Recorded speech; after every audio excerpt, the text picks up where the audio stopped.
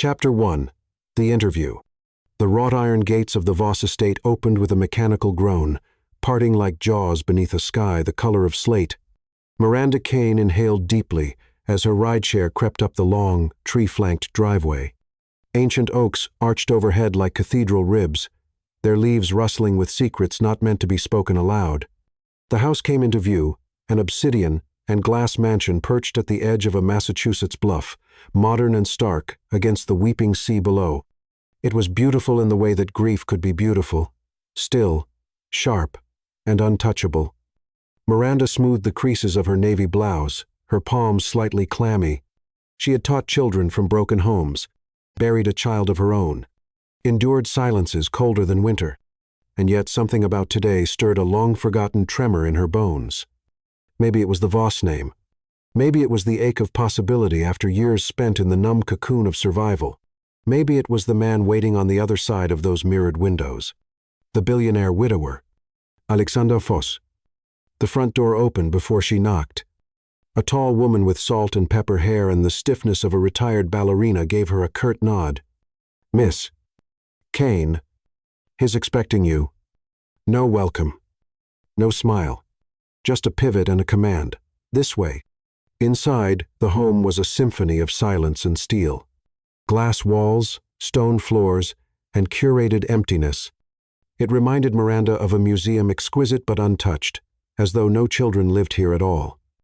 And yet she saw the signs.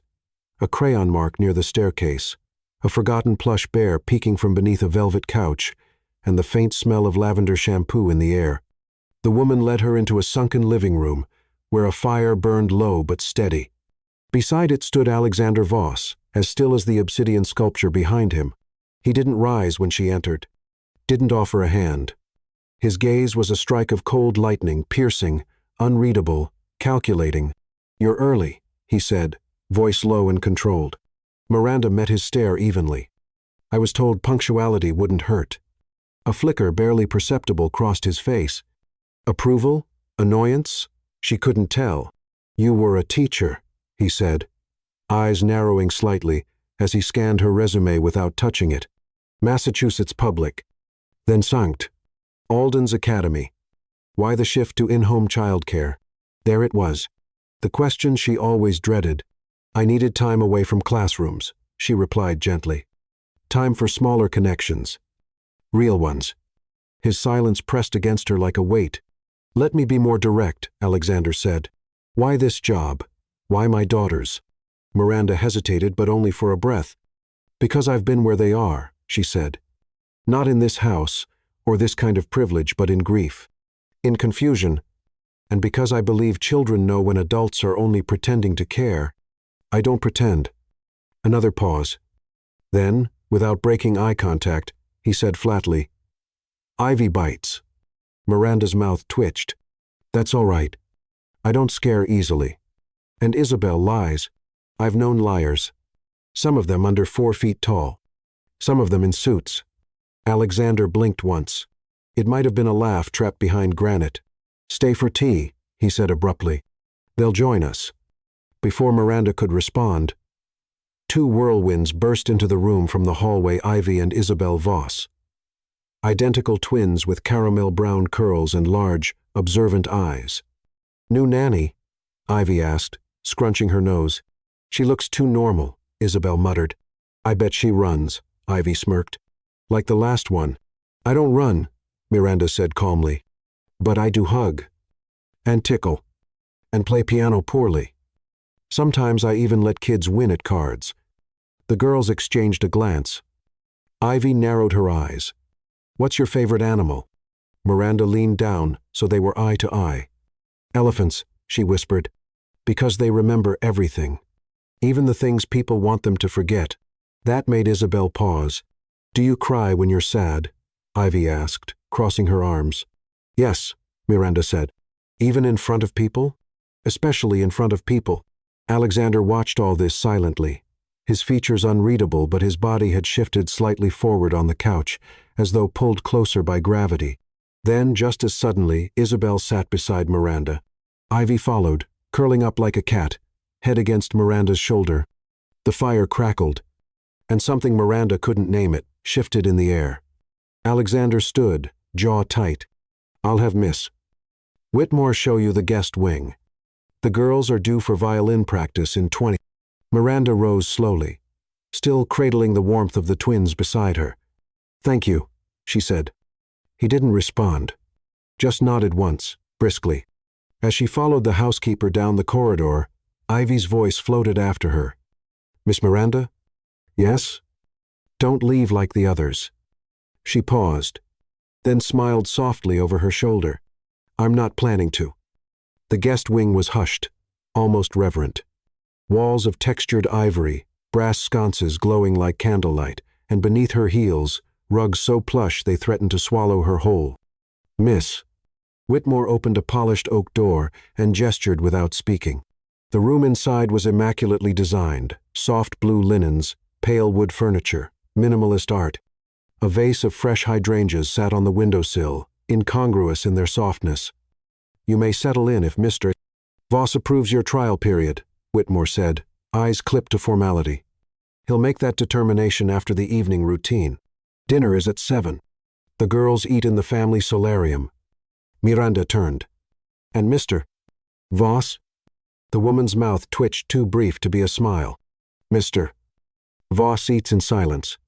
With ghosts." Then she turned on her heel and disappeared down the corridor like a shadow vanishing at sundown. The solarium was a glass dome softened by climbing vines and fading daylight. Ivy and Isabel were already seated, dressed in matching velvet dresses and plastic unicorn tiaras. They looked like tiny rebels forced into civility. Miranda approached gently. "Anything on the menu I should brace for?" Isabel giggled. "The soup is purple." Ivy dared the chef, added Isabel with a conspiratorial grin, said we'd only eat if it matched our mood. "Purple is the color of mourning," Ivy said bluntly. "Like Mummy's perfume bottle." Miranda sat beside them, a quiet ache threading through her. "Then I guess purple it is." The chef arrived with bowls of roasted beet soup, crusty bread, and grilled chicken shaped like stars. Miranda thanked him as if they were in a palace because to a child, dignity mattered. "So," she said between bites, "what's violin practice like?" "Terrible." Isabel groaned. "I like the sad songs," Ivy admitted, pushing her spoon through her soup. "But Daddy never listens when I play those." "He listens," Miranda said gently, "just not the way you think." "Do you play anything?" Ivy asked. "The piano." "Not very well." "Sing something then." Miranda smiled. "Only if you promise not to run away screaming." The girls leaned in as she began humming something soft and familiar. Edelweiss, her daughter's favorite lullaby. Her voice wavered near the end, but she didn't stop. She couldn't. Not when Isabel reached across the table and took her hand. "You sing like you miss someone," the little girl whispered. "I do," Miranda said, her voice barely above breath. From across the glass dome, Miranda didn't see Alexander step inside, but she felt him. A charged silence pulled her gaze toward the doorway. He stood half in shadow, watching. Later, after the girls were tucked into beds they pretended not to need, Miranda found herself standing in the hallway outside Alexander's study. The door was ajar, the glow from a desk lamp casting long shadows against the floor. She knocked once. "Come in." The room was darker than expected. A masculine space bookshelves of leather-bound volumes, floor-to-ceiling windows facing the sea, and a whiskey decanter that looked untouched. Alexander sat behind a mahogany desk, hands folded, expression carved in stone. "She told you about Selina's perfume," he said without preamble. "She did. Do you believe in ghosts, miss?" "Kane?" Miranda stepped inside slowly. "I believe in memory. Sometimes it haunts louder than the dead." He looked at her then, really looked, and something ancient stirred behind his eyes. Guilt. Regret. Hunger for peace. "Ivy hasn't let anyone sit near her bedtime lamp since Selina died," he said. "Tonight she asked for you." Miranda's throat tightened, but she kept her voice steady. "Children know who's afraid of pain.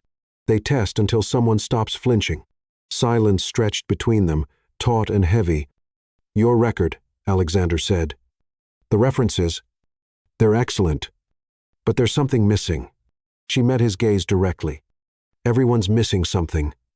Another silence. This one softer. Less war. He stood slowly and crossed to the window. Beyond him, the ocean whispered secrets against the cliffs. "You can stay," he said finally. "On trial. 1 month." Miranda nodded, a quiet tide of relief washing through her. "One more thing," he added, not turning around. "Don't lie to them. They've had enough of that." "I won't," she whispered. He nodded once, then reached for a file on his desk and handed it to her. "Tomorrow at 8. Ivy starts her reading hour with you. Isabel prefers painting, she'll show you where." Miranda took the folder and turned to go, but paused in the doorway. "Mr. Voss?" He glanced up. "They're grieving. But so are you. Don't let them do it alone." His eyes flickered, but he said nothing. That night, in the stillness of her borrowed room, Miranda pulled a crumpled photograph from her wallet. A little girl in a pink dress smiled back at her, caught mid-twirl in sunlight. "Eliza," Miranda whispered, her voice cracking. "Maybe this is how we begin again." Outside, the sea sighed against the rocks. And somewhere down the hall, the faint strains of a violin, soft, aching, off-key, rose through the walls like a lullaby from a haunted dream. Chapter 2. Ghosts in the Hallway. Morning broke slowly over the Voss estate, gray light bleeding through a ceiling of ocean fog. Miranda woke to the sound of distant waves and the rhythmic tapping of tree branches against the window pane. The sea always reminded her of grief, never still, always returning. She dressed in soft linen and flats, her hair tied low. Nothing flashy. Nothing that would feel like a replacement. The house, however, wore its mourning in different hues. Not the black of funerals, but the beige of forgetting. Sterile. Curated. Empty. As Miranda wandered the east hallway before the children awoke, she noticed something strange. Dozens of framed photographs lined the corridor, spaced with mathematic precision, but each image of Alexander and the girls, picnics, birthday parties, even a beachside Christmas shared one jarring quality. Selina Voss had been cropped out. Every single time. The edge of a sleeve, a disembodied hand, a blurred profile there, then not. A phantom in her own family album. Miranda stepped closer to one frame. It was a photo of Ivy and Isabel as toddlers, covered in cake frosting and glitter, sitting in the lap of someone whose arms had been carefully edited out. The effect was chilling. Clinical. Behind her, the floor creaked. She turned. Isabel stood in oversized slippers, rubbing her eyes. That one used to be Mommy's favorite. Miranda crouched. "This photo?" The little girl nodded.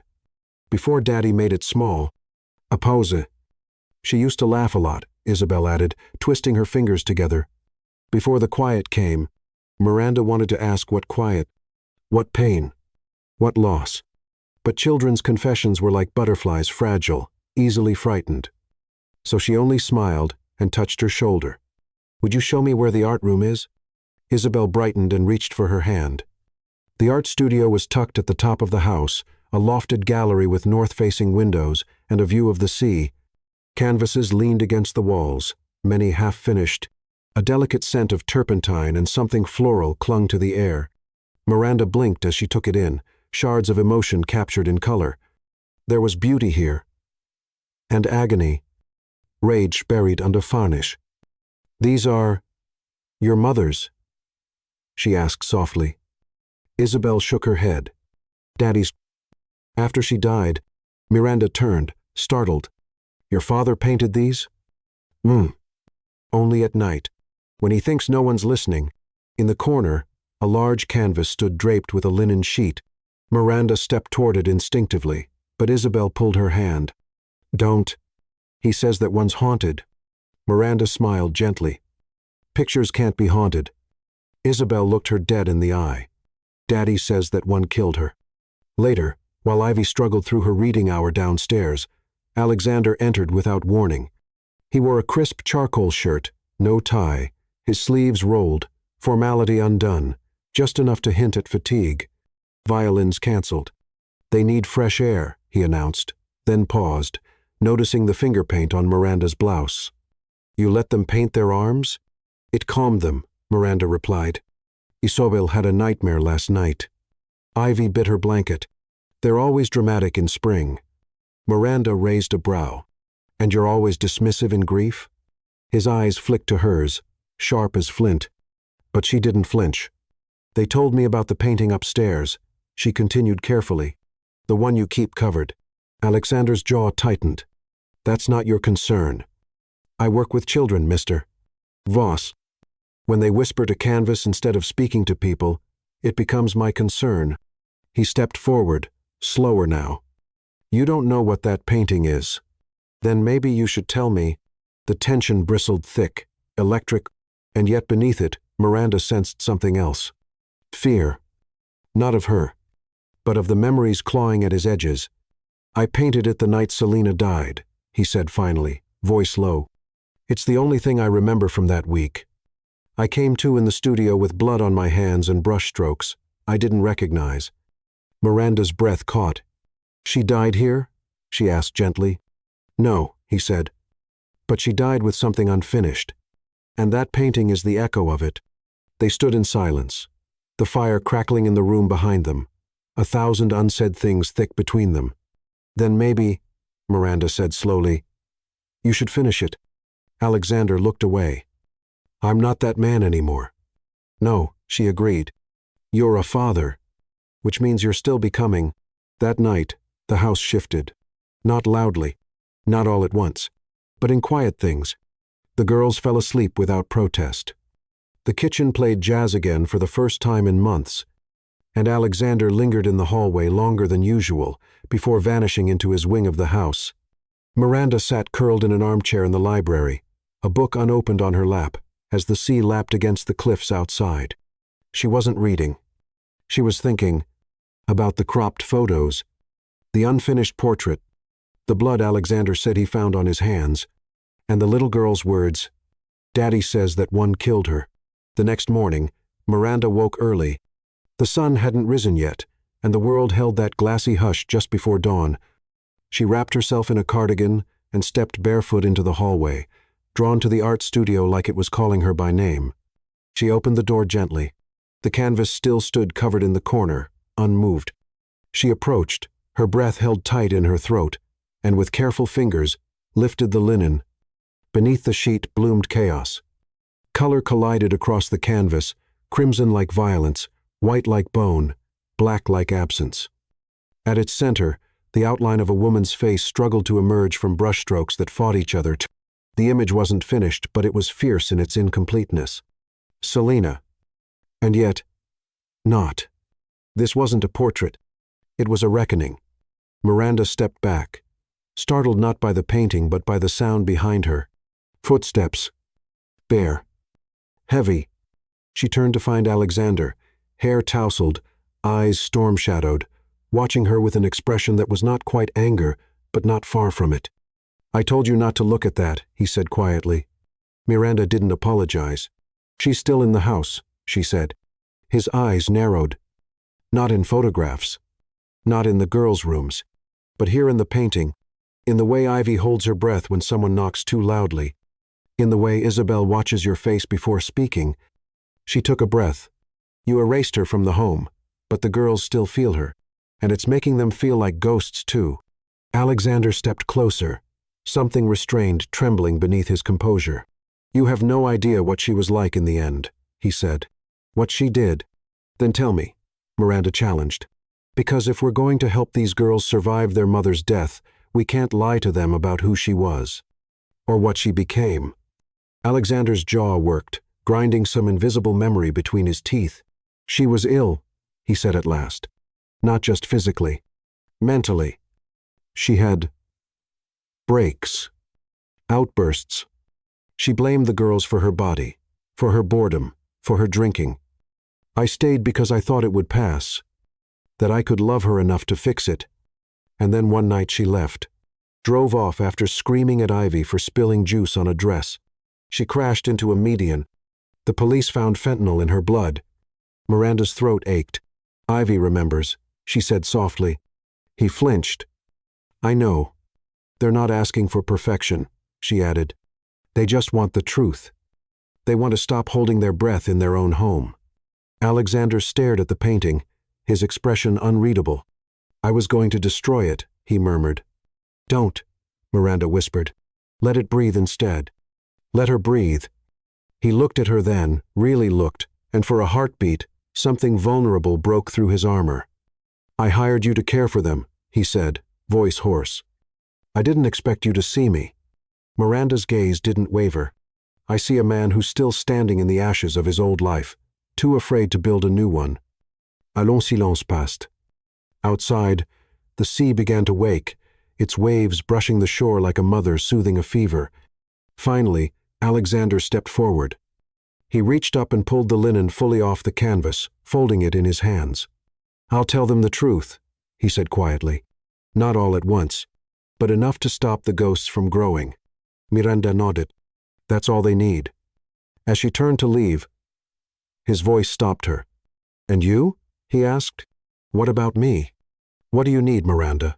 She paused, hands tightening on the doorknob. Then she answered without turning around. Forgiveness, I haven't earned yet. And a place that doesn't feel like I'm only passing through. Later that day, while helping Ivy with her writing assignment, Miranda noticed something taped inside the girl's sketchbook, a drawing of their family. Ivy, Isobel, Daddy. And Miranda. But instead of a face, her outline had a question mark over it.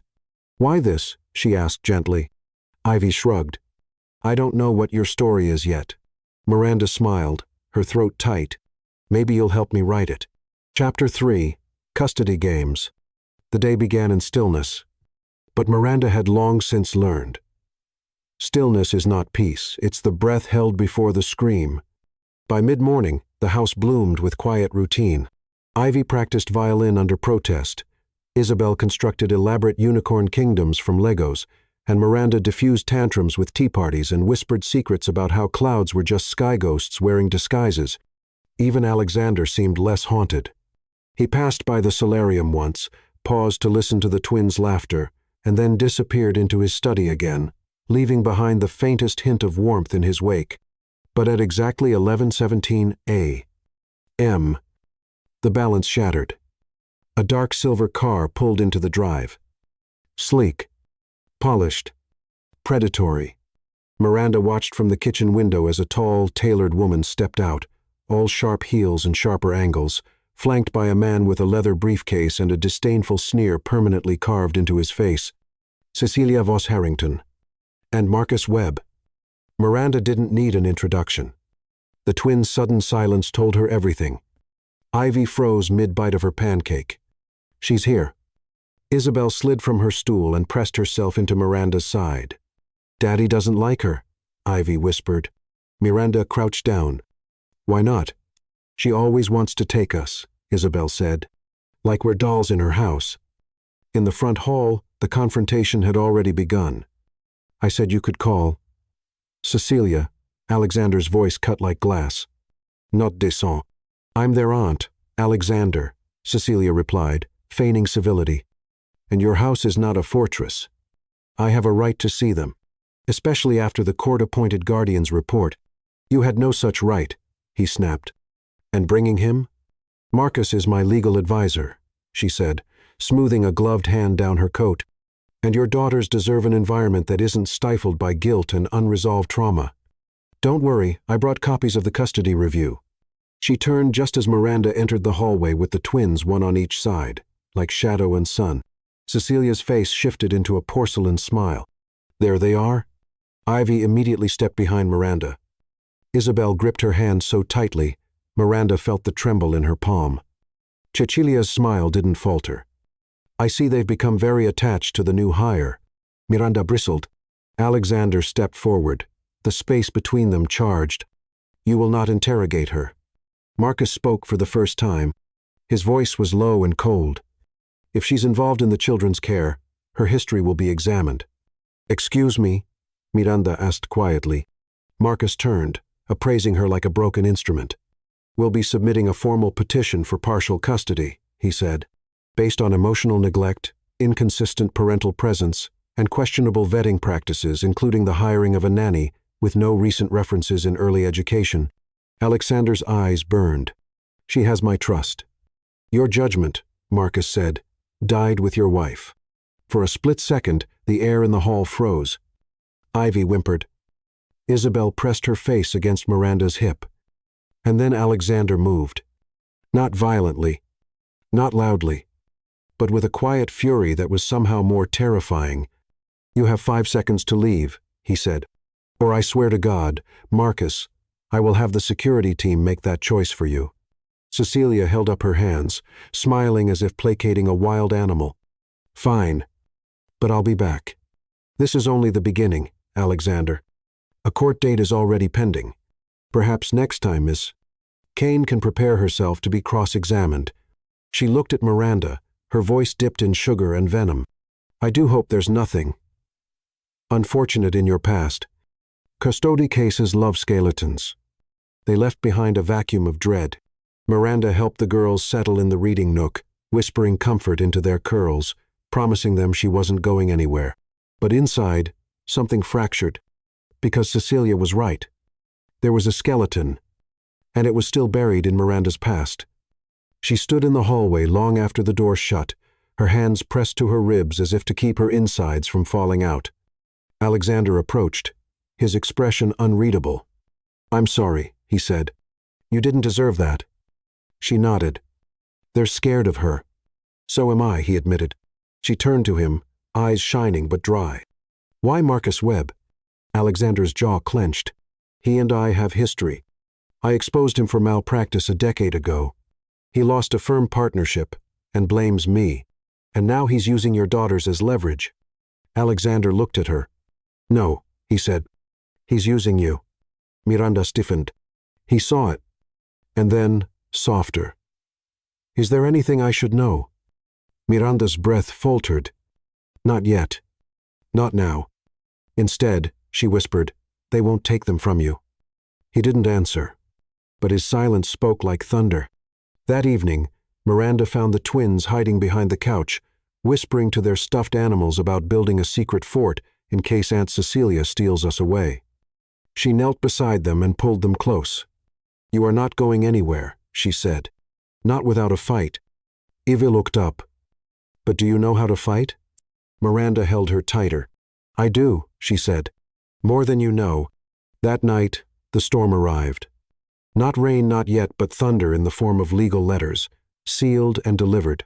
Alexander received them without flinching, his eyes scanning the pages like a general reading a declaration of war. Motion for temporary custody evaluation. Petition for psychological review of parental fitness. Notice of witness review. Miranda Kane. He placed the papers down with an eerie calm, then stood up and poured himself a drink. I'll handle it, he said. You don't need to worry. But Miranda knew better. Men like Alexander didn't say I'm scared. They built glass towers of stoicism and stood behind them waiting to be shattered. She reached for the folder, scanning quickly. Her name was printed twice. I'm being called to testify, she murmured. On a review for negligence. Alexander's jaw was tight. It's a ploy. They're building a case to suggest that my judgment is impaired, that hiring you without full clearance proves instability. Miranda set the paper down. And they'll dig into my past. He looked at her then, quietly.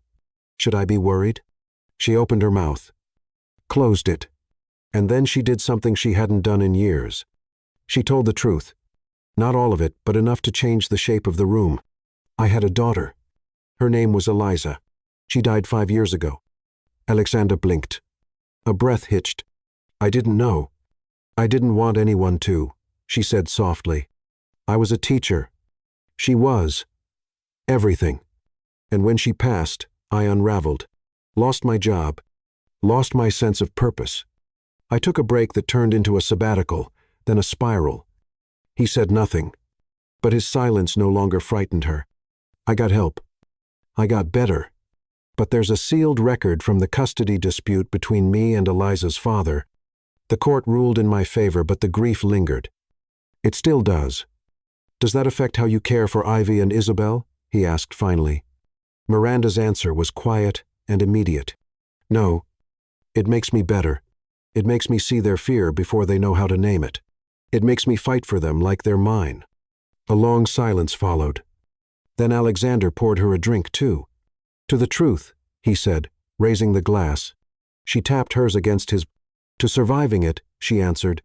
The following days unfolded like an emotional chess game.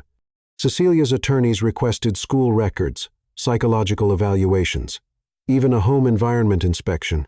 Miranda was interviewed twice, once by a tight-lipped social worker, once by a court appointee with probing questions and passive-aggressive smiles. Alexander, for all his stoicism, hovered near the twins more often. He began attending Ivy's music practice, even clapping awkwardly after her off-key scales. He started eating dinner with them, sitting, even laughing once when Isabel knocked over a glass of milk and blamed her imaginary llama. Miranda watched him soften like stone warming in sunlight. But she also saw how he flinched when the doorbell rang, how his hand hovered near the phone each morning, waiting. The fear of losing them was beginning to show through his cracks. One afternoon, as the girls napped, Miranda slipped into the art studio. She found the haunting painting uncovered, but beside it now, another canvas had been started. Rough outlines, a faint figure in the center, softer colors, a woman with her arms around two little girls.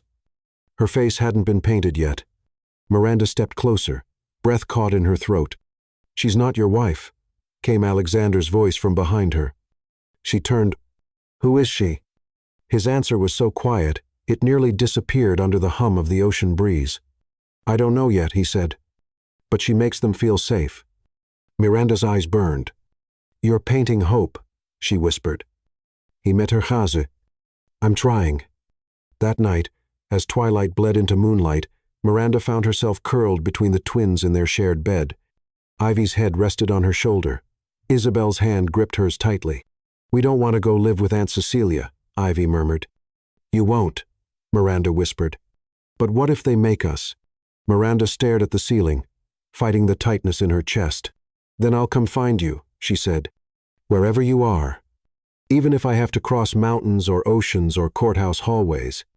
Isobel yawned. "You'd be like a superhero." Miranda smiled through the ache. "No, just someone who refuses to let go." In the quiet of the hallway later that night, Alexander stood waiting. He didn't speak. He just offered her a folded piece of paper. Her name, typed in bold on the top line. Witness declaration for Alexander Voss. He had listed her as the primary caregiver, with full trust. "You're putting your entire case in my hands," she said, stunned. He nodded. "I already did. The moment you walked through the front door." Chapter 4. Lesson Plans and Power Plays. The Voss estate awakened with a quiet rhythm, soft footsteps over marble, the scent of toasted brioche and citrus in the air, the occasional shriek of laughter as Ivy and Isabel chased each other barefoot through the sun-drenched hallways. But beneath the domestic calm, something had changed. Miranda felt it the moment she stepped into the schoolroom that morning. The girls were ready, eager, even. Their chaos was still there, of course, in crayon explosions and giggle fits, but so was something else. Structure, security, trust. And it wasn't just the children. Alexander had started to linger. He passed through the schoolroom doorway with a cup of coffee in hand, pretending to check his watch while his eyes traced the lesson plans Miranda pinned to the corkboard. Vocabulary lists, emotion charts, poems written in 6-year-old scrawl and illustrations so wild with color they seemed to pulse. "You created all this?" he asked once, tone unreadable. Miranda barely looked up from where she was helping Ivy practice her cursive. "We did it together." Isobel glanced up. "Miss Miranda says we're building our brains like muscles." "Strong girls," Alexander murmured, watching them with a quiet intensity. "Strong girls need grown-ups who don't disappear," Miranda replied without thinking. The silence after that wasn't cold, just heavy with truth. Later that morning, Alexander reappeared at the doorway again, this time carrying something unexpected. "A violin case."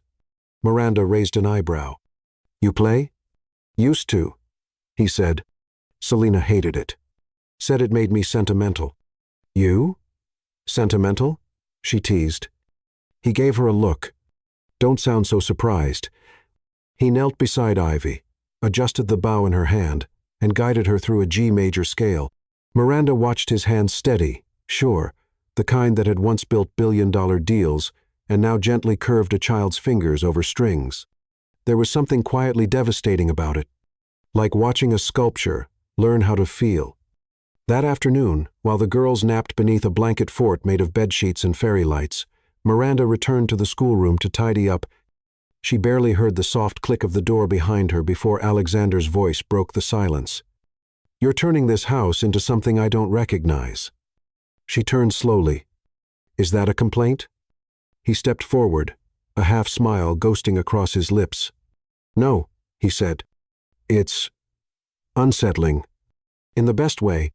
He stood in front of the emotion chart she'd pinned near the easel. Little cartoon faces. Happy. Angry. Scared. Lonely. Brave. He tapped one. "I don't know what this one is." Miranda crossed her arms. "That's vulnerable." He blinked. "I don't like it." She laughed, soft and warm. "Most men don't." He studied her, the weight of his gaze more intimate than touch. "You're not what I expected," he said. "I'm not trying to be. I mean that as a compliment." Miranda moved past him to stack books on a shelf, her voice quieter now. "Most people think of nannies as placeholders. Soft, smiling, temporary." Alexander stepped closer. "You're not temporary," he said. "You're necessary." The word struck deeper than she let show. She kept her back to him, but her shoulders tightened. "I wasn't always," she said. "There was a time I felt completely unneeded." He didn't speak. The silence between them stretched taut, then slowly, gently, he stepped beside her. His voice was lower now, laced with something raw. "What happened to your daughter?" Miranda turned to him. The room was still. Only the hum of the house remained. "She got sick," she said. "A neurological disorder no one saw coming. 1 week she was dancing in the rain. The next, she was gone." A breath caught in his chest. "She was 4. Miranda nodded. "I blamed myself," she whispered, "for not seeing the signs, for not being enough. And when I finally crawled out of that grief, I couldn't go back to classrooms filled with children who weren't her. I needed something smaller, closer, honest." Alexander didn't move, but in his eyes, a war was waging. Guilt, compassion, recognition. "I'm sorry," he said. And for once, it didn't sound like a platitude. It sounded like truth. She smiled, faint but real. "I don't want your sympathy, Mr. Voss. I want your trust. You have it." "No," she said gently. "Not yet. But you will." That night, after bedtime stories and lavender tea, Miranda returned to the schoolroom to close the blinds. On the chalkboard, one of the girls had drawn their class stick figures labeled with messy letters. Ivy, Isobel, Miranda, Daddy. Underneath, someone had written, "We are not ghosts." The next morning, Alexander was waiting in the library when Miranda walked in. A fire crackled low behind him, casting flickering shadows on his jawline. He looked like a man who hadn't slept, shirt unbuttoned at the collar, sleeves rolled, grief tucked just beneath his skin. "I read your reference letter from St. Alden's," he said without looking at her. "It mentioned something about restoring dignity to children society labeled beyond repair." "Oh?" Miranda sat across from him. "I believed every word of it," she said. "Still do." He nodded slowly, as if processing something far deeper than her answer. "I wanted to build companies that solved problems," he murmured. "But I never learned how to solve the ones in my own home." Miranda studied him. "You're trying now." He finally met her eyes. "It doesn't feel like enough." She didn't flinch. "Then try harder." That stopped him. The power between them shifted subtly, like tectonic plates realigning beneath calm earth. "You're not afraid to challenge me," he observed. "I'm not afraid of you," she corrected. A quiet smile touched the corners of his mouth. "You should be." "No," she said, softer now. "Because I see how much of you is still trying to love through the rubble." He leaned forward, elbows on his knees, his voice dropping an octave. "And what if there's nothing left under the rubble, Miranda?" She reached out and tapped the center of his chest just once. Then we build something new from the ashes. After lunch, the girls pulled Miranda into the solarium, where sun poured through the glass ceiling like honey. They had transformed the room into a miniature gallery art projects pinned along the windows. Paintings of dream homes, superhero moms, imaginary kingdoms ruled by cats and crowns. But one drawing made her stop. 2 little girls, a tall man with sad eyes, and beside him, a woman in blue, holding their hands.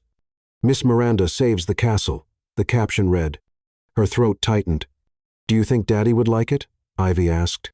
"I think it might break him in the best way," Miranda whispered. Later that afternoon, Alexander invited Miranda into his study. She hesitated at the door.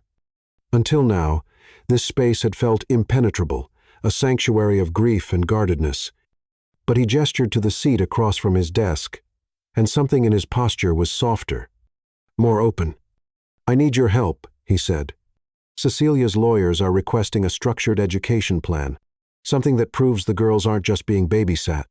"I've already written one," Miranda replied, pulling a folder from her bag. "With integrated therapeutic milestones and individualized goals." Alexander blinked. "You anticipated this?" Miranda smiled, a bit proud. "I don't wait for threats. I prepare for them." He took the file, leafing through it with slow precision. "This is impressive," he said, genuinely. "And it's not just academic. I teach for the heart first," she said, "then the mind." He glanced up, and something tender flickered in his expression. "You make this house feel like a home." Miranda inhaled sharply. "Be careful," she said. "You're starting to sound like a father who believes in love again." His voice was barely above a whisper. "I don't know if I do." "Then believe in them," she said. "And maybe, just maybe, let them teach you how." That evening, after the girls were tucked in, Miranda returned to the schoolroom. Moonlight pooled on the floor like milk. She traced her fingers over the emotion chart. Vulnerable, brave, hopeful, loved. She didn't hear Alexander enter, but she felt him behind her, warm, steady, close. "Isabel asked me if you were staying forever," he said. She turned to him. "What did you tell her?" "That it depends," he said, "on whether or not you want to." Her breath caught. "I don't make promises lightly," she said. "Neither do I." His hand brushed hers. Not possessively, not hungrily. Just there, anchored, real. They stood in silence, hearts beating like clocks set to the same hour. And when she finally looked up at him, Miranda saw something behind his eyes. Not grief, not guilt, but possibility. Chapter 5. The Storm Kiss. The storm arrived like a promise unkept, sudden, torrential, and impossible to ignore. Miranda stood at the edge of the solarium, her fingertips pressed against the glass as rain flung itself at the windows in violent sheets. The sea beyond was an angry silhouette, heaving against the rocks like it was trying to escape its own skin. Lightning cut the sky, briefly illuminating the garden, the driveway, the blurred world beyond the walls. But inside, the Voss estate felt strangely warm, almost like home. Thunder cracked, sharp and raw, and Miranda felt Ivy's tiny hand slip into hers. "Is Daddy scared of storms too?" Ivy asked. Miranda crouched beside her, brushing wet curls from the child's cheek. "Why do you ask?" "Because when it storms, he closes all the curtains. Even the ones in his office." Miranda had noticed that too. Storms turned Alexander inward. They made his footsteps quieter, his replies clipped. He retreated into his study and stayed there alone with the lightning and whatever memories hunted him in its flash. Isabel wandered over, dragging a blanket behind her. "Will you stay with us tonight?" "Of course," Miranda said, tucking them both onto the velvet love seat. "We'll read until the thunder gets bored." As she read from The Secret Garden, she kept an ear turned toward the storm and a heart attuned to the man who hadn't appeared all evening. When the girls finally drifted into sleep, Miranda tucked the blanket up to their chins, kissed each brow, and quietly slipped out of the room. The house was shadowed now, lit only by the occasional flicker of lightning through the windows. She walked barefoot down the hall, drawn by instinct rather than intent. The storm hummed in her chest, not unlike grief, loud, invisible, uncontainable. She stopped at the study door. It was open. Inside, Alexander stood at the window, his silhouette sharp against the glass, arms braced on either side of the frame. He wore no jacket, just a white shirt clinging to his back, slightly translucent in the stormlit dark. He hadn't heard her, until she whispered, "Why do you close the curtains during storms?" His shoulders tensed. Then slowly, he turned. "You should be asleep. So should you." They stared at each other across the room, the air between them charged and brittle. "Selena died during a storm," he said quietly. Miranda stepped inside. "She crashed in the rain?" He nodded. "Her car flipped off the highway. The rescue team said it was the combination of wet roads and something else. Her system was full." Miranda waited, giving him space. "She used to disappear during storms," he continued. "Drive around for hours. She said it helped her feel powerful, like she could survive anything." He laughed bitterly. "I guess she couldn't." Miranda moved closer. "Do the girls know?" "Not the truth. Just that she died in an accident. I thought I was protecting them." She reached out and gently touched his arm. "Maybe it's time to stop protecting them from their mother's truth. And yourself from feeling it." He looked at her, then really looked. "You talk like pain is a gift." "No," she said, "but feeling it means you're still alive." Another crack of thunder. Another flash of light. Miranda's hand remained on his arm. He didn't move away. Instead, he reached up, fingers grazing her wrist. A tentative, searching touch. Their eyes locked. Something passed between them that couldn't be undone. She should have stepped back. He should have said good night. Instead, he kissed her. Not like a billionaire. Not like a broken man, but like someone drowning, desperate for breath and terrified to want it. His lips were warm and uncertain at first. A silent question. When Miranda didn't pull away, the kiss deepened, grew hungry, tangled with the storm outside. She felt his hand slide to the small of her back, the other cradling her cheek like she might vanish. She tasted regret, fear, want. Her fingers curled into his shirt, but just as the storm reached its loudest crescendo, Alexander pulled back, as if he'd touched fire and remembered he was made of ice. "No," he whispered. Miranda blinked, breathless. "No? I can't feel this," he said, stepping away like the space between them could make it safer. "I can't let myself." Her throat burned. "Why not?" "Because the last time I loved someone, they left my daughters motherless and left me with a house full of ghosts." She stepped toward him, gently, but his wall was back. Cold. Iron. "I'm not her," Miranda said. "I know," he whispered. "And that terrifies me more." The silence between them felt louder than the storm. Alexander had moved to the far side of the room, as though distance alone could wash away what had just passed between their mouths, what had bloomed, raw and alive, between their bodies. But Miranda stood still, heart pounding, eyes open. She didn't retreat. She didn't apologize, because she knew what that kiss had meant, and more importantly, what it had unlocked. "I didn't kiss you to haunt you, Alexander," she said, voice calm but trembling at its edges. "I kissed you because something is waking up inside both of us. Something real." His back was to her, shoulders rigid, hands fisted at his sides. "You don't understand what it cost me to feel again," he murmured. "To let someone close." "I do," she said gently, "because I've been afraid to love again too." He turned slowly. The stormlight flickered across his face, casting half of it in shadow, the other in soft glow. It made him look younger, and more broken. "I kissed you, Miranda," he said, "but I don't know if I can be the man you need." "I never asked you to be perfect," she replied. "I only need you to be honest." His voice cracked then, like the first tear in glass. "I don't know how." Miranda stepped forward, barefoot on marble, the storm echoing above them like a heartbeat. "You love those girls," she said. "You show up for them. You're learning to hold joy and grief at the same time. That's how it starts." He shook his head, but it was weak, defensive, not denying. "You don't know the parts of me that still hurt people," he whispered. "I've seen them," she said. "And I'm still here." Another beat passed. He exhaled, the sound shuddering from his chest. Then he broke. His hands found hers again, this time not with urgency, but with reverence. His forehead pressed to hers, breath shallow and hot.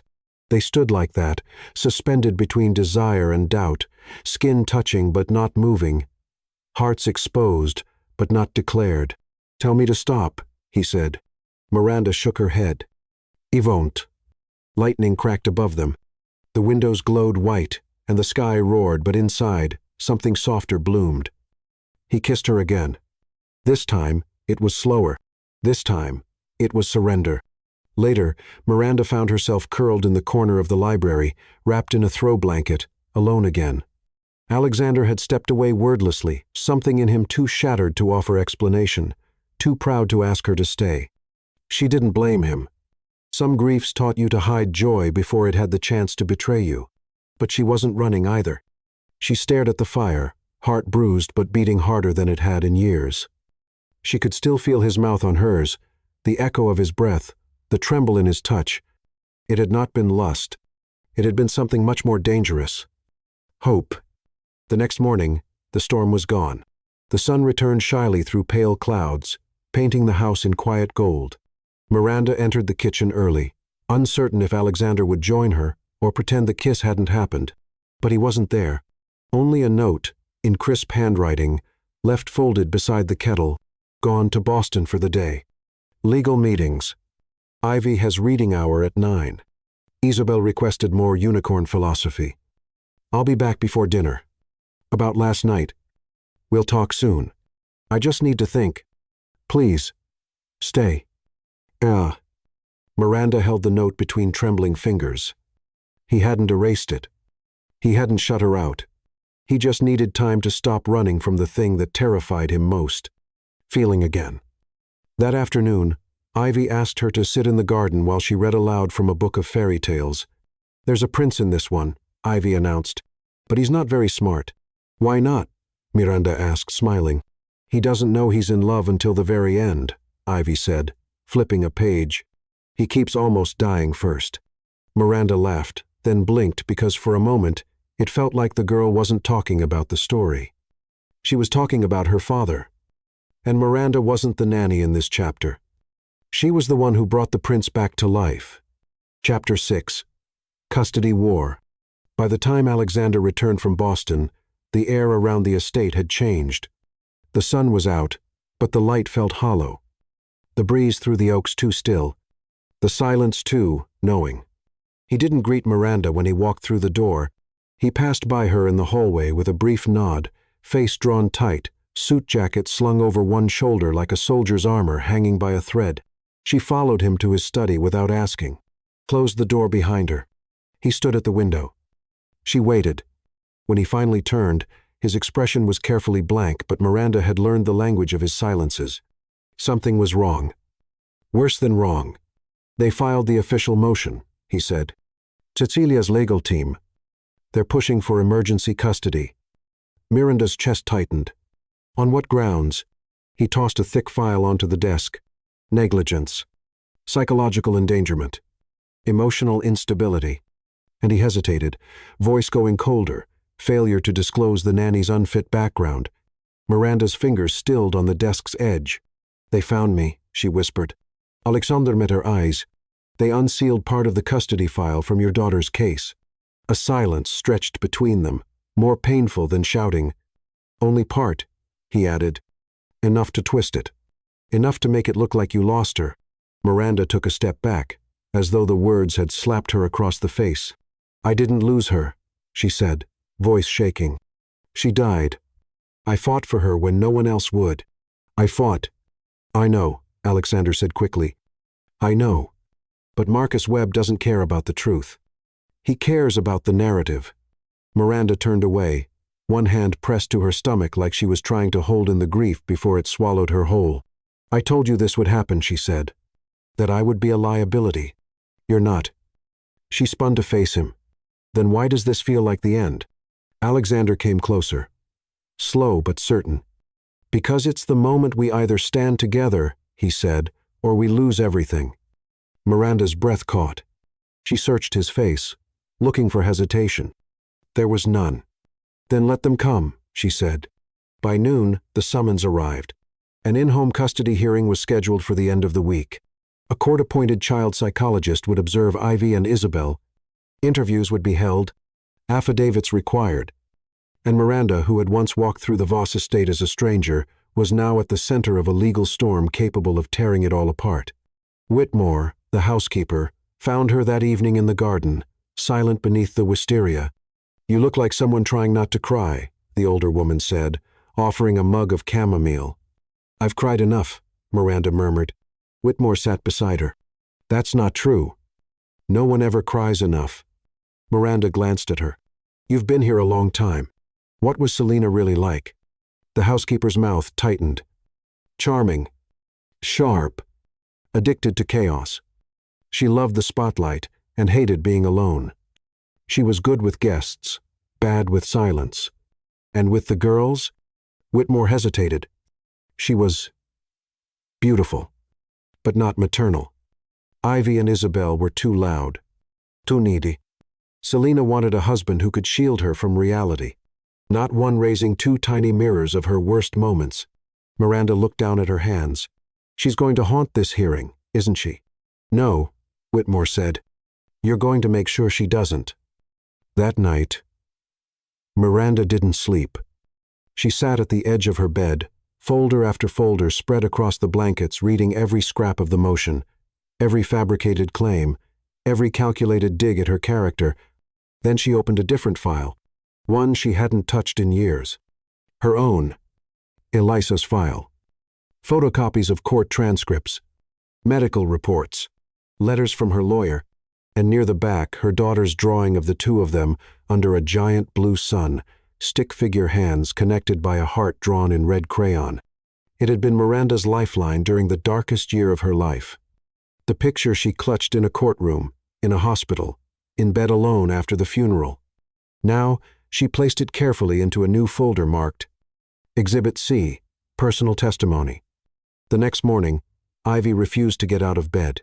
Miranda found her curled into a tight ball beneath a blanket, her unicorn stuffed animal clutched to her chest. "What if they take us?" Ivy whispered. Miranda sat beside her. "They won't." "You don't know that."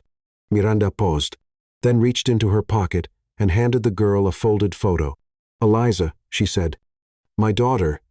Ivy opened the photo and stared. "She looks like me." "She had your laugh," Miranda whispered. "And your bravery." "What happened to her?" "She got very sick, and I had to fight to keep her with me. Just like I'll fight to keep you." Tears slipped down Ivy's cheeks. Miranda wiped them gently. "You're not going anywhere," she said, "because this time, I win." The day of the custody evaluation arrived beneath a sky the color of bruises too dark for mourning, too heavy for comfort. Miranda stood at the bedroom mirror, fastening a simple silver chain around her neck. Her hands trembled slightly, not from fear, from readiness. Today, she wouldn't just be the nanny. She would be the shield. The child psychologist arrived at 10 sharp. Her name was Dr. Eloise Hanley Forties, calm eyes, a cardigan the color of ash. She greeted the twins with a warm smile and a clipboard. Miranda watched from the edge of the room as Ivy and Isabel were guided into play-based assessments and observation activities. She wanted to interfere every time Ivy hesitated or Isabel's voice went soft with nerves, but she didn't. She knew better. Alexander stood in the doorway, fists clenched behind his back, trying not to breathe too loudly. Miranda stepped beside him and whispered, "Let them speak for themselves. They're just children. They're your children. And they trust you. Trust them back." The interviews followed, one by one. Alexander, Whitmore, Miranda. Her palms were damp by the time she entered the study where Dr. Hanley sat waiting. "I want to start with transparency," Miranda said, before the psychologist could even speak. "There's a sealed record the petitioner is trying to exploit. I've unsealed my copy. You're welcome to it." She handed her the folder. Inside, her testimony, Elisa's death certificate, the hospital records, the judge's ruling, and the crayon drawing faded, but whole. "Doctor," Hanley looked up slowly. "This is a significant loss." "Yes," Miranda said, eyes steady. "But it didn't break me. It shaped me. I know what it means to hold a child while they cry for something they can't name. I know how to sit with sorrow until it's quiet. And I know how to stay when staying costs everything." The psychologist said nothing for a long time, just studied her. Then she nodded once and said, "Thank you." Outside, Marcus Webb arrived late, as if to make an entrance. He stepped into the living room like he owned it, black suit, expensive cologne, grin lined with condescension. "Miss Kane," he said, drawing out her name like a thread of silk. "What a pleasure to meet the woman causing so much affectionate disruption." Miranda didn't flinch. "You've built your entire argument on a file you misread. That must be frustrating." His eyes narrowed, and for the first time, something cold and sharp slipped into his voice. "I don't need to destroy you, Miranda. I just need to raise enough doubt to tip the court toward my client." Miranda stepped forward, quiet and firm. "I'm not the one you should be afraid of." He tilted his head. "Oh? Then who?" "Truth," she said. "It's louder than you think." That evening, the twins ran barefoot through the hallway, high on chocolate cake and post-interview relief. Alexander watched from the landing, hands in his pockets, something unreadable in his expression. Miranda joined him. "They did beautifully," she said. "I know." He looked at her, eyes darker than usual. "Cecilia isn't backing down. Marcus is preparing to argue that I'm emotionally compromised, that my relationship with you clouds my parenting." "It doesn't," Miranda said. "It complicates it." She stepped closer. "You're allowed to feel something. You're allowed to want. What if I want you and still lose them?" Her breath hitched. "Then I'll stay," she whispered. "And we fight harder." Later that night, Alexander entered the studio. The haunting painting of Selena still stood in the corner. He stared at it for a long time. Then, slowly, he dipped a brush in white.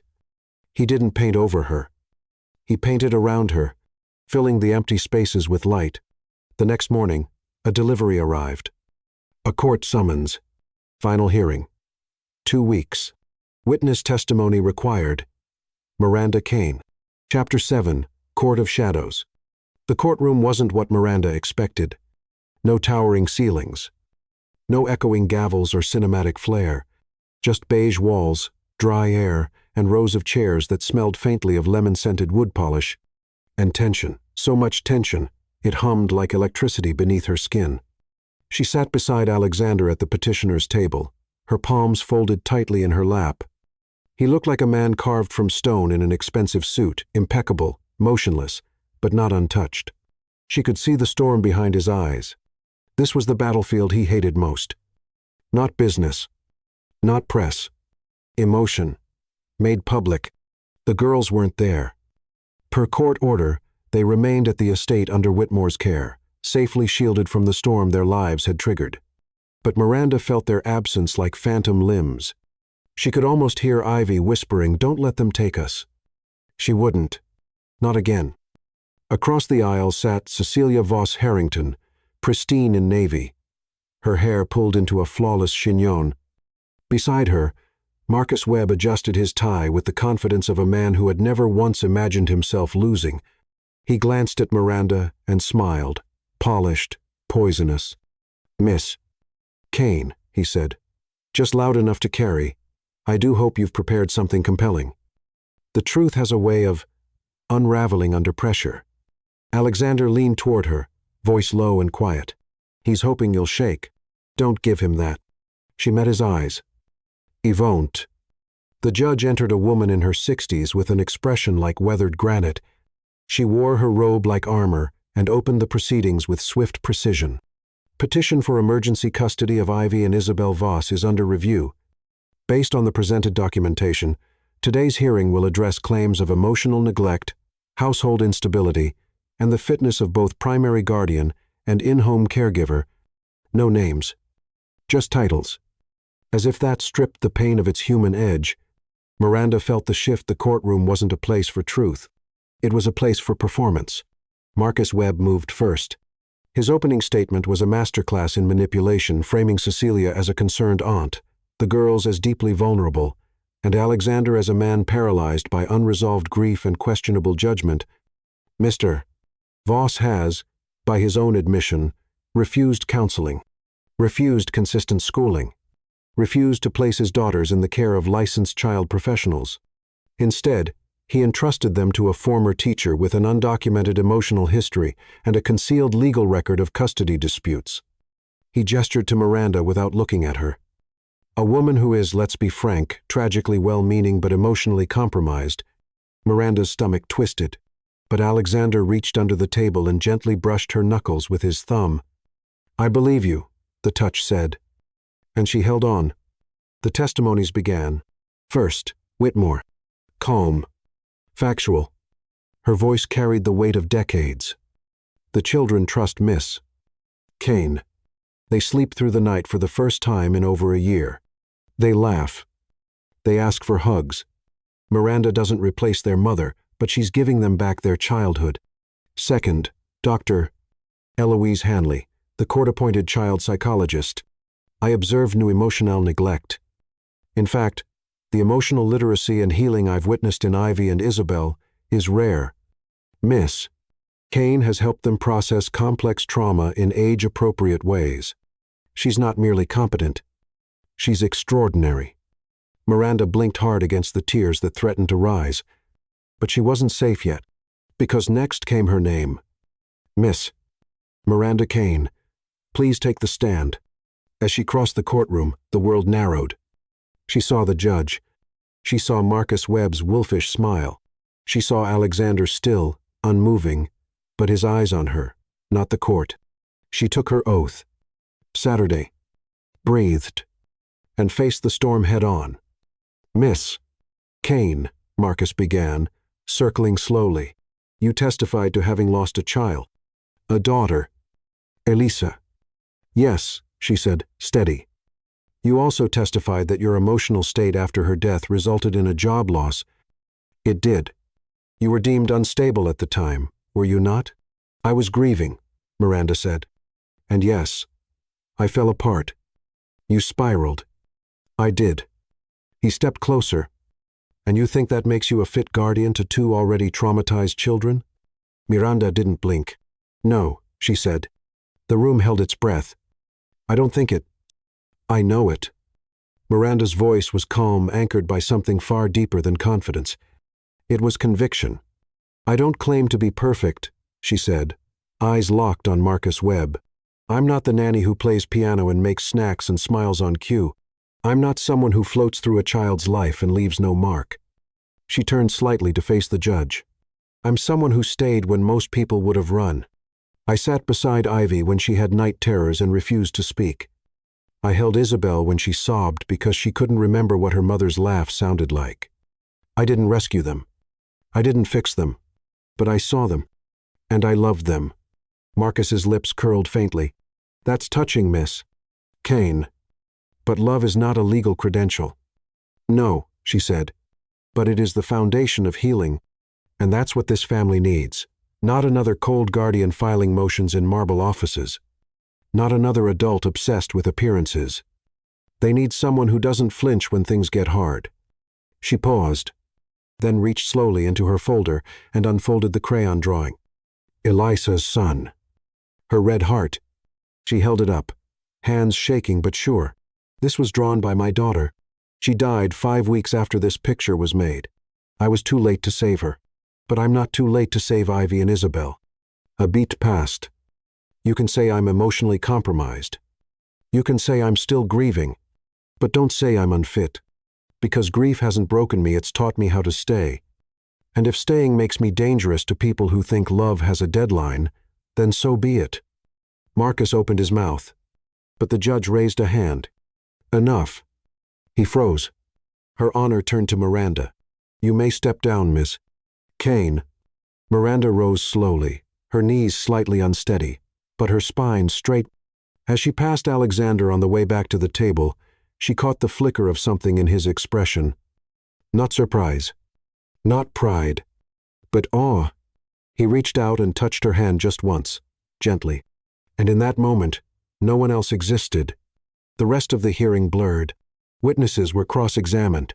Cecilia gave a cold, calculated speech about propriety and legacy. Marcus submitted legal precedent and performance reports.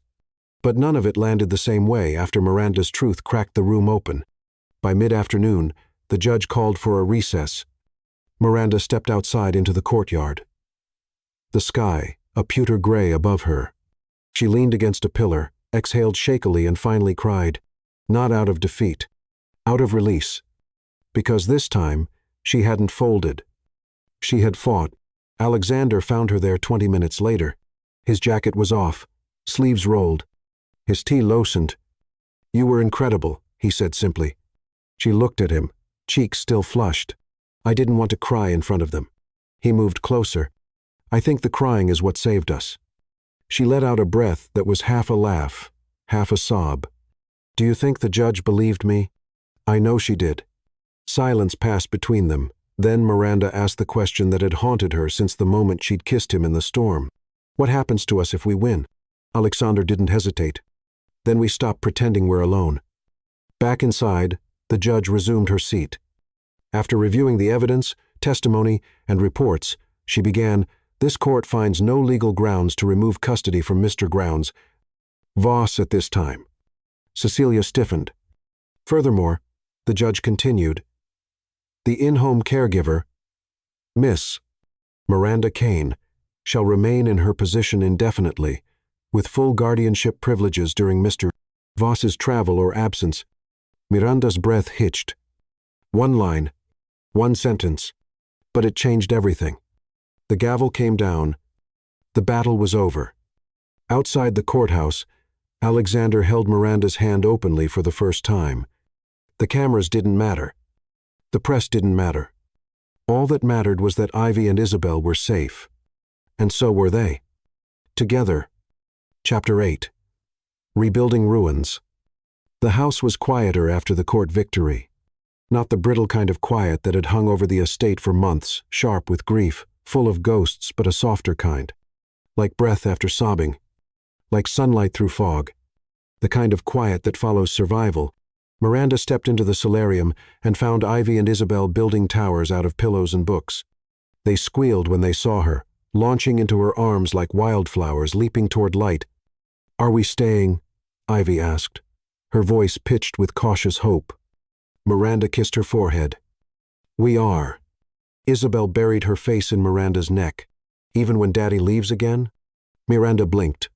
"He's not going anywhere. Not anymore." Alexander was in the studio.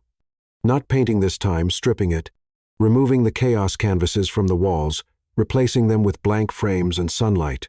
The haunting portrait of Selena now sat in the corner. Uncovered, but no longer threatening. It was part of the room's history now, not its prison. Miranda entered slowly, her shoes silent on the floor. "You're clearing space," she said softly. "I'm making room," he replied without turning. "For something new." He set the last canvas aside, then turned to face her. He looked different in daylight. Less polished, more human. The man beneath the billionaire. Sleep. Creased. Vulnerable. Whole. "You told me once that grief didn't break you," he said, "that it taught you how to stay." She nodded, unsure where he was going.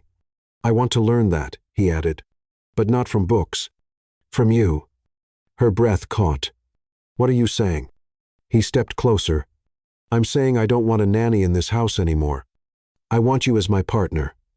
The words landed with more weight than any declaration ever had. Not because they were loud, but because they were earned. "I don't want you here as a memory of what we survived," he continued. "I want you here as a promise of what comes next." She looked at him. At the man who had once been too afraid to kiss her in the dark, now standing in the light with his heart open. "You're not afraid anymore," she whispered. "I'm terrified," he said, "but I trust you more than the fear." She crossed the room and took his hand. "Then let's build something we don't have to hide from." That afternoon, Alexander called for a family dinner in the garden. A long table was set beneath the pergola, strung with warm lights. Dishes of roasted vegetables, lemon-glazed chicken, honey cornbread, and chocolate tart filled the air with scent and warmth. It was the first time the estate had hosted joy in over a year. The girls danced between courses, barefoot in the grass, their laughter tangled in the wind. Whitmore sat near the end, sipping tea, smiling to herself like she knew the ending to a book no one else had finished reading. Alexander leaned close to Miranda.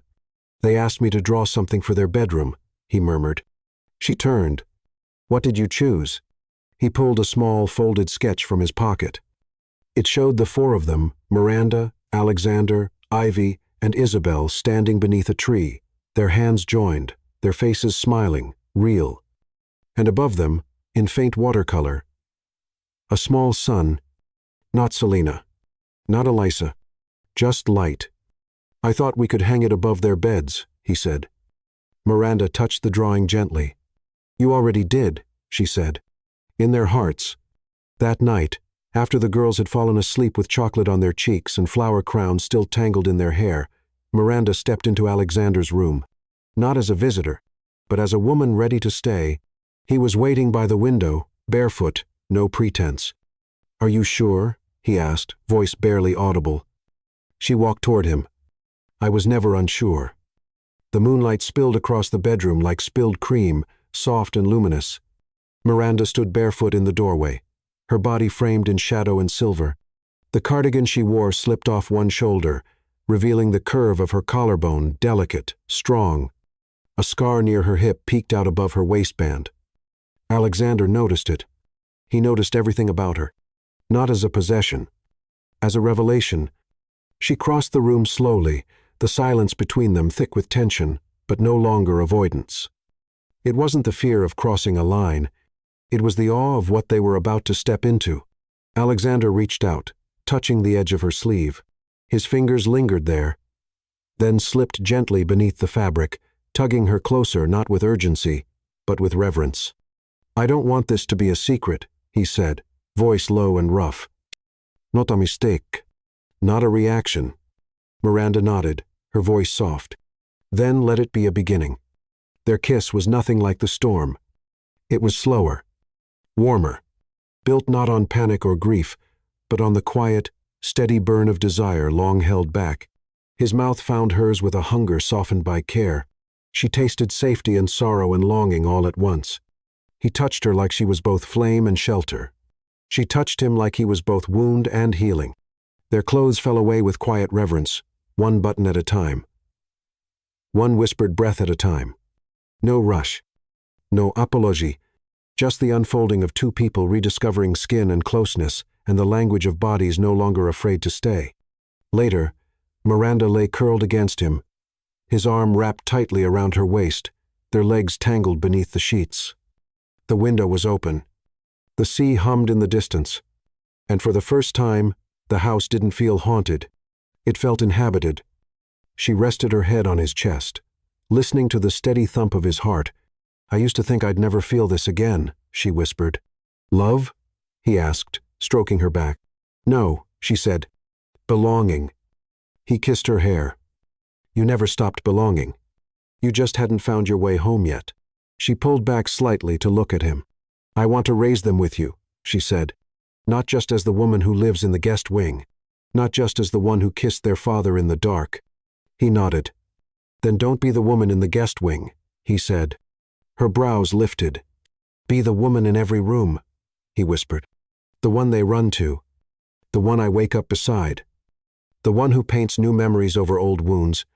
She smiled, tears prickling the corners of her eyes. "Are you asking me to move in?" "No," he said. "I'm asking you to move forward. With us." The next morning, the girls ran into the bedroom just after sunrise, giggling and shouting.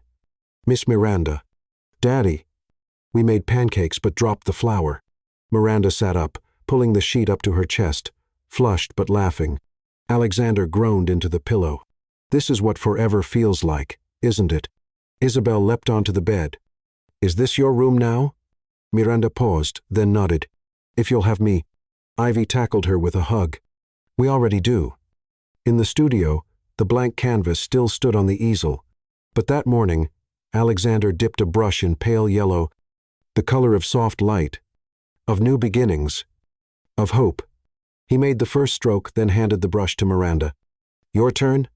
Chapter 9. Adoption Papers. A week after the hearing, Miranda found Ivy asleep in the laundry basket. She wasn't hiding, just resting in the smell of warmth and fabric softener, curled up like a kitten among the towels. A crown of daisies sat askew on her head. Miranda crouched beside her, brushing a petal from her cheek. You're too big for this basket now, she whispered. Ivy opened one sleepy eye. I like it here. It smells like people who love me. Miranda smiled. I think that's what home is supposed to smell like. That afternoon, Alexander took Miranda by the hand and led her into the study. His shirt sleeves were rolled, his tie forgotten on the desk.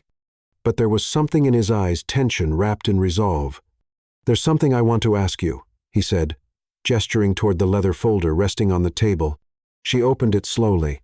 Inside, a series of legal documents. Her name, his name, the girls' names, joint guardianship, power of medical consent, emergency contact reclassification, and an application for legal adoption. Miranda blinked. Adoption? Alexander stepped closer. They already call you their safe place. Their other parent. But I want to make it real. Protected. Permanent. He hesitated. I don't want them to ever feel the uncertainty we lived with these past few months. I don't want them wondering if the world can pull us apart again. I want them to know you are theirs. And they are yours. Miranda's fingers trembled as she touched the forms. This isn't just paperwork, she said softly. No, he replied. It's a declaration. She looked up at him, eyes shining. Are you sure? I've never been more sure of anything, he said. Except maybe this. He pulled a small velvet box from his pocket. Inside, a delicate gold ring with 2 tiny diamonds flanking a pearl. Will you marry me, Miranda Kane? She didn't answer right away. Not because she doubted, because she felt it. All of it. The ghosts. The journey. The improbable joy of it all. Yes, she whispered. Yes. And yes again. That evening, Ivy and Isabel clung to her legs like vines. We heard Daddy talking on the phone, Isabel said. Are you really going to be our mom now? Miranda knelt and looked them both in the eyes. If you'll have me. They threw themselves into her arms so hard she nearly fell over. Ivy whispered, Can we call you Mama sometimes? Miranda swallowed hard. You can call me anything that feels like love. Later, in bed, Alexander turned toward her, tracing lazy circles on her arm beneath the sheets. You've changed the blueprint of this house, he said. I used to think home was walls and silence. What do you think now? I think it's you.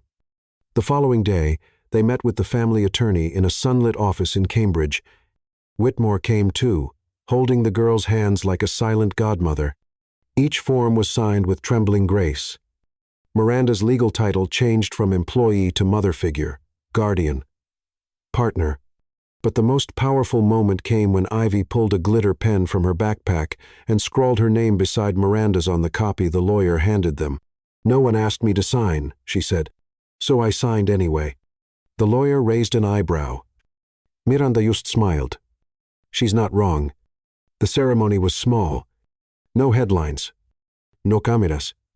Just a judge in a gray cardigan, a conference table littered with tissue boxes and teddy bears, and 4 chairs pushed close together under the soft hum of courthouse fluorescence. But it felt like a cathedral. Miranda signed the final page slowly, pressing her name into the paper like an oath. Miranda Ellen Kane, legal guardian. Adoptive parent. The girls sat on either side of her, clutching markers and paper crowns. Ivy had insisted on decorating the documents with glitter hearts. Isabel drew a sun in the margin, just beside Miranda's name. She's ours now, Ivy whispered to the judge. But really, she always was. The judge smiled.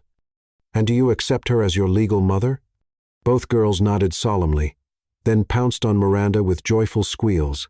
Alexander stood behind them, silent, smiling, hands in his pockets, like he couldn't trust himself not to cry if he moved. Miranda reached for his hand. He kissed her temple, lingering there. And just like that, they were a family. They celebrated that night at home with cupcakes and sparkling cider and confetti Ivy had made from torn magazine pages. Whitmore baked a 3-tiered cake and pretended she wasn't crying when she handed Miranda the first slice. "This house needed you," she said, dabbing her eyes. "We all did." Miranda hugged her tightly. "I didn't come here to take anyone's place." "You didn't," Whitmore said. "You made a new one." After the girls were in bed, curled in their pajamas and giggling about who would get to walk the flower petal aisle at the wedding, Alexander led Miranda to the garden under the stars. The pergola still wore the string lights from their victory dinner, gently swaying in the wind. He sat beside her on the bench and pulled a letter from his jacket. "My lawyer gave me this today," he said. "It was in Selena's safety deposit box. Posthumous release." Miranda unfolded the envelope carefully. Inside was a single handwritten note. "To whoever ends up loving my girls when I couldn't, thank you. Don't punish them for my sadness. Don't punish him either. He was always too good at hiding what broke him. Be softer than I was. Be the mother I never learned how to be. And tell Ivy she was always more like me than I admitted. And Isabel that her laughter was my favorite sound. I hope you give them what I couldn't. Selena." Miranda blinked through the tears, her fingers trembling as she handed it back. Alexander tucked the letter into his coat, his eyes glassy. "She wasn't always cruel," he whispered. "No," Miranda said softly. "She was just lost. And now she's gone. But the girls are still here, and so are we." He leaned in and kissed her slowly, reverently. A kiss that tasted not of regret, but of renewal. The next morning, Miranda woke with a wedding binder resting on her chest left there by Ivy. A sticky note was attached. "You need a dress. Daddy needs to cry. We need cake. Let's go. I." She laughed so hard she nearly woke the whole house. She didn't. Instead, she reached for Alexander's hand beside her, held it, and whispered the words she never thought she'd get to say again. "We're home." Chapter 10. The Portrait Room. The room had been locked for over a year. Miranda stood at the threshold of the portrait room, the brass key trembling between her fingers. The girls had never been allowed inside. Alexander had kept the door sealed after Selena's death, like a tomb of memory and shame. No one spoke of it. No one tried to enter. But this morning, 2 weeks before the wedding, he placed the key in Miranda's hand without a word. Just a kiss on her temple, and a whisper. "It belongs to all of us now." The lock clicked open with a sound that felt heavier than it should. Inside, dust hung like smoke in beams of soft morning light. The scent of turpentine, faded perfume, and old linen lingered in the air. The walls were lined with canvases, dozens of them. Unframed, unfinished, forgotten. And in the center, an easel covered in a white sheet. The room where Alexander painted. The room where he unraveled. The room where love had once died. Now, Miranda stepped into it not to mourn, but to reclaim it. She peeled back the sheet gently. Beneath it stood the final portrait. It wasn't Selena. It wasn't her ghost. It was a new canvas, vibrant and alive. Miranda, Alexander, Ivy and Isabel, all 4 of them, standing in the garden beneath the pergola, Ivy's curls wild and windblown, Isabel holding a paintbrush, Alexander looking not like a billionaire but like a father, and Miranda, her arms outstretched behind the girls, a faint smile curving her lips, her eyes soft but fierce. It wasn't a painting of perfection. It was a painting of presence. A family, mid-transformation. She didn't hear Alexander enter behind her, but she felt him. His arms wrapped around her from behind, lips brushing her hairline. He didn't speak, just pressed his forehead to her shoulder, and together they stared at the portrait. "I started it the night of the custody hearing," he murmured. "I didn't know what it was until you said yes." Miranda leaned back into him. "It's beautiful," she whispered. "It's unfinished." She smiled. "Good.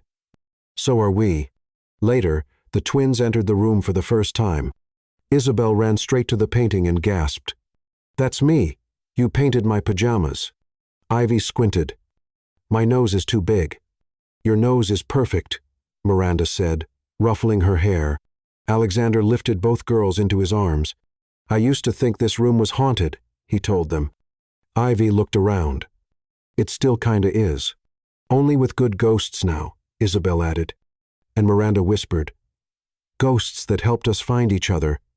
That evening, as the sky turned lavender and the sea shimmered gold, Miranda sat alone in the studio and added something to the painting. Not to the people, to the background. A small butterfly, perched on a flower. It was something only Eliza would recognize. The wedding took place in the garden, under the pergola where healing had begun, where promises had been made, and cupcakes shared and storms survived. The space was transformed with strings of golden lights, long white ribbons, and chairs wrapped in lace. Ivy and Isabel insisted on designing everything. Soft pinks. Like clouds at bedtime, Ivy declared, "And no big crowd," said Isabel. "Just people who love out loud." That was what they got. Whitmore walked Miranda down the aisle. The girls followed, flower crowns tilting on their heads, cheeks dimpled with pride. Alexander stood beneath the arbor, dressed in a simple black suit, his smile quiet but unshakable. As Miranda approached, her eyes shimmered not with fear, but with the knowing kind of joy that only comes after loss. They clasped hands before the officiant, surrounded by a circle of chosen family. "I never believed I'd love again," Alexander said during his vows. "I thought I was a ruin. But you saw light in me, and you gave it a name." Miranda's voice trembled when she spoke. "You didn't need to be rebuilt. You just needed someone to sit beside the wreckage and whisper, 'I'm not leaving.'" They exchanged rings, simple gold bands, nothing extravagant. Then, with the girls clapping between them, they sealed it all with a kiss. At the reception, Isabel stood on a chair and gave a toast using sparkling apple cider. "To our new family," she declared, "to Mama and Daddy, and pancakes in bed, and no more ghosts."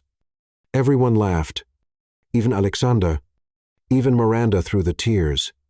Later, when the sun was gone and the stars blinked softly above the garden, Miranda wandered into the studio one last time that evening. The portrait glowed in the lamplight. Still unfinished, still alive. She added one final brushstroke to the butterfly she'd painted earlier, its wings now lined with a whisper of gold. "I hope you're watching, Eliza," she whispered. "I hope you know I kept my promise." A soft sound behind her. Alexander stepped into the room, barefoot, shirt sleeves rolled. He crossed to her and took her hand. "We never really stop grieving, do we?"